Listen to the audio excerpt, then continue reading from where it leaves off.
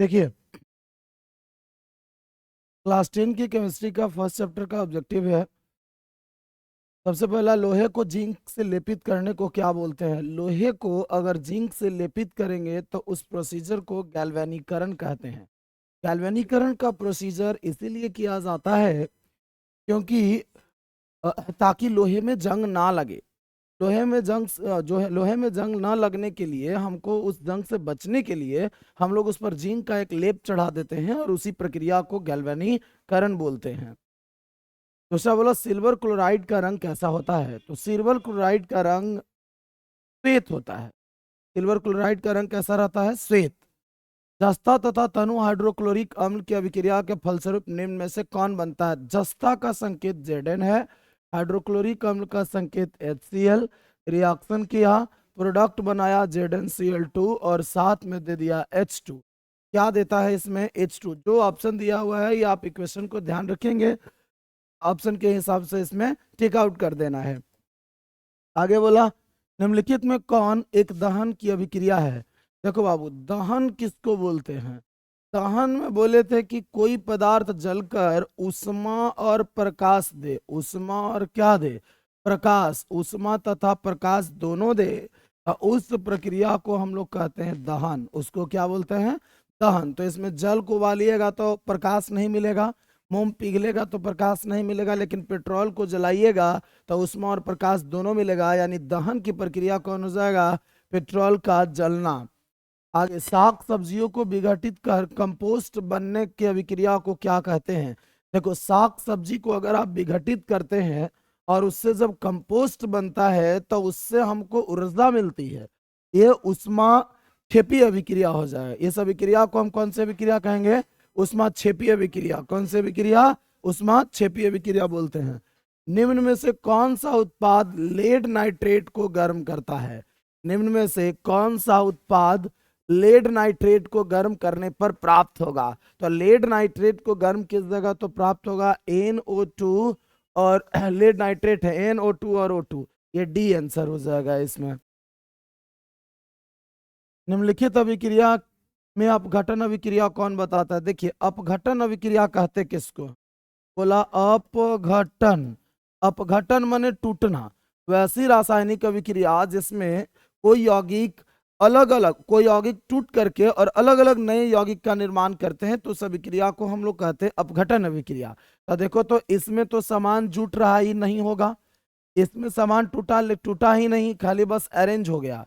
इसमें सामान टूट करके अलग अलग हुआ है, तो ये अपघटन अभिक्रिया है, ये अपघटन अभिक्रिया नहीं है। अब उसके आगे, Fe2O3 plus Al, Fe2O3 plus Al और बनाया Al2O3 और Fe। पहले ध्यान से समझो इसको।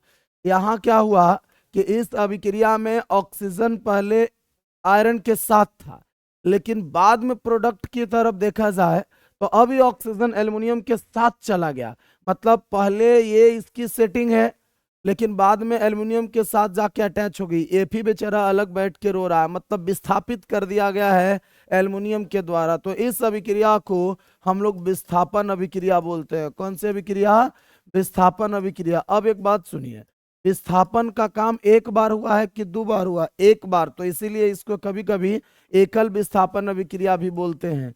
इसी को कभी एकल विस्थापन अभिक्रिया बोल सकते हैं, एकल विस्थापन, या इसी को हम प्रतिस्थापन बोल सकते हैं, प्रतिस्थापन अभिक्रिया। फिर से इसको समझ लेंगे। जैसे बोला A और B, नहीं AX कर देते हैं, AX है plus B, A electropositive, A भी इलेक्ट्रोपॉजिटिव है।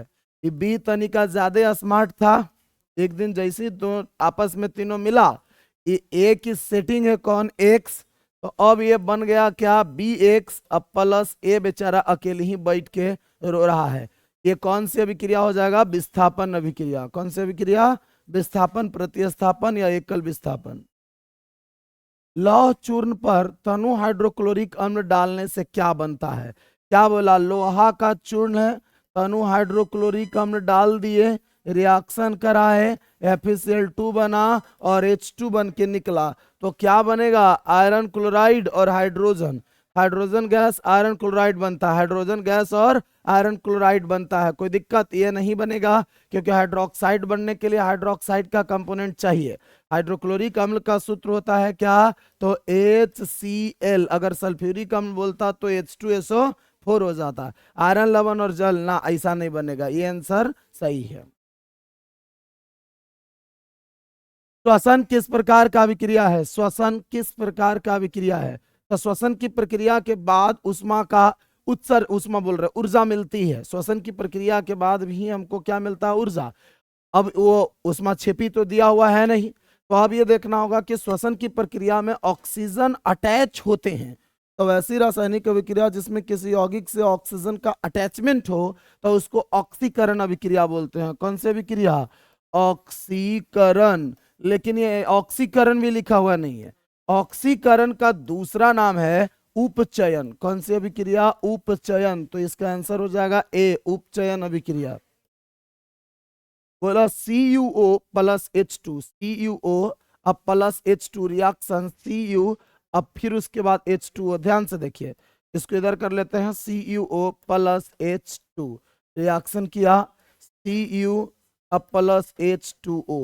अब अगर देखें तो इन दोनों में अगर देखा जाए तो ऑक्सीजन हट गया है, मतलब यहाँ अवकरण हो गया। अगर इस हाइड्रोजन को देखें तो ऑक्सीजन जाके सट गया, मतलब यहाँ ऑक्सीकरण हो गया। ऑक्सीजन का सटना ऑक्सीकरण और ऑक्सीजन का हटना अवकरण। और जब दोनों साथ साथ हो जाए तो इसको रेडॉक्स अभिक्रिया कहते हैं। कौन सी अभिक्रिया, रेडॉक्स अभिक्रिया। तो यानी ये एग्जाम्पल किसका है, रेडॉक्स अभिक्रिया का। इलेक्ट्रॉन के स्थानांतरण बोला, देखो इलेक्ट्रॉन जब ट्रांसफर हो जाएगा, स्थानांतरित, तो उससे आयनिक यौगिक बनेंगे। कौन सा यौगिक, आयनिक यौगिक। लेकिन अगर इलेक्ट्रॉन का साझा हो तो उससे बनेगा सहसंयोजी यौगिक। कौन सा यौगिक, सहसंयोजी यौगिक। आयनिक यौगिक का एक और नाम है जिसको हम लोग वैद्युत संयोजी यौगिक भी बोलते हैं। कौन सा यौगिक, वैद्युत संयोजी यौगिक। कौन सा यौगिक बोलते हैं, वैद्युत संयोजी यौगिक। तो बी आंसर इसका सही हो जाएगा। अगर साझा के फलस्वरूप बोलता तो सहसंयोजी, लेकिन अगर स्थानांतरण बोला है तो वैद्युत संयोजी। नीचे दी गई अभिक्रिया में कौन सा कथन सही है, Cu प्लस O2 रिएक्शन। देखा दो गो सामानमा मिल के एगो सामान बनाया है, तो इसको संयोजन अभिक्रिया। कौन अभिक्रिया है, संयोजन। लेकिन वैसा कोई ऑप्शन नहीं है। यहाँ कॉपर के साथ ऑक्सीजन जुड़ रहा है तो ऑक्सीकरण अभिक्रिया। कौन सी अभिक्रिया, ऑक्सीकरण। किसका ऑक्सीकरण हो रहा है, कॉपर का। तो ये आंसर होगा सही इसमें, कॉपर का ऑक्सीकरण। निम्नलिखित में कौन सा या निम्नलिखित समीकरण है क्या, देखो H2 प्लस Cl2 क्या बनाया, HCl। तो ये वो संयोजन अभिक्रिया को प्रदर्शित कर रहा है। कौन सी अभिक्रिया, संयोजन अभिक्रिया को। क्योंकि वैसी रासायनिक अभिक्रिया जिसमें दो या दो से अधिक पदार्थ आपस में मिलकर एक नए पदार्थ का निर्माण करते हैं जिसका गुण मूल पदार्थ के गुण से भिन्न होता है, तो उसको कौन सी अभिक्रिया बोलते हैं, संयोजन अभिक्रिया। निम्नलिखित में से कौन द्विविस्थापन अभिक्रिया है, भाई देखा द्विविस्थापन में क्या होता है, AB प्लस XY। ये है इलेक्ट्रो पॉजिटिव, ये निगेटिव, ये पॉजिटिव, ये निगेटिव। आई देखा शादी हुआ कुछ दिन बाद तक सब कुछ ठीक ठाक चल रहा है, लेकिन बाद में लड़ाई झगड़ा शुरू हो गया। तो दिमाग लगाया, A और X दोनों पहले से मित्र था। ऐसा कहा कि चलो जी दोनों पत्नी का अदला बदली कर लेते हैं, मेरी पत्नी को तुम लेके चले जाओ और तुम्हारी वाली को हम लेके चले जाते हैं। तो X आ गया किसके साथ, B के साथ, और A आ गया किसके साथ, Y के साथ। तब पत्नियों का अदले बदली करने को हम लोग कौन सा अभिक्रिया कहते हैं, द्विविस्थापन अभिक्रिया। इसी द्विविस्थापन का दूसरा नाम है उभय विस्थापन। कौन सी अभिक्रिया, उभय विस्थापन। आएगो तुम अभी नाम रख दिया पत्नी का अदला बदली अभिक्रिया। तो देखिए इसमें किस में हो रहा है, इसमें तो ना हो रहा है, इसमें भी नहीं हो रहा है, लेकिन इसमें Ag है, ये NO3 था, तो ये निगेटिव है, इलेक्ट्रोपॉजिटिव है। ये भी इलेक्ट्रोपॉजिटिव है, निगेटिव है। तो देखो तो Ag के साथ Cl चिपक गया और Na के साथ NO3, तो ये अभिक्रिया ये सही हो जाएगा।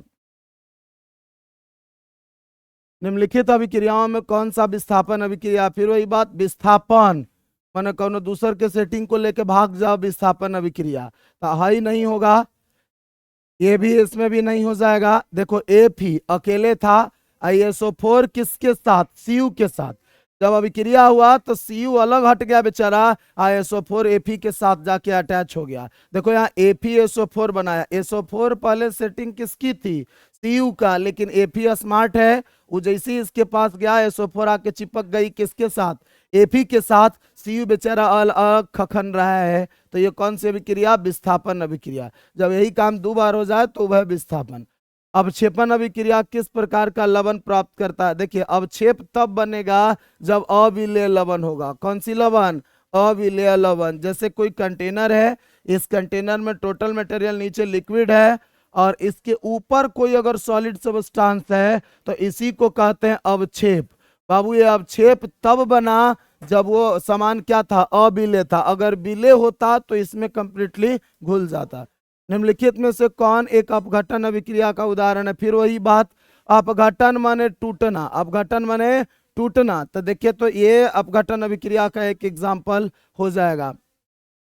ठीक है,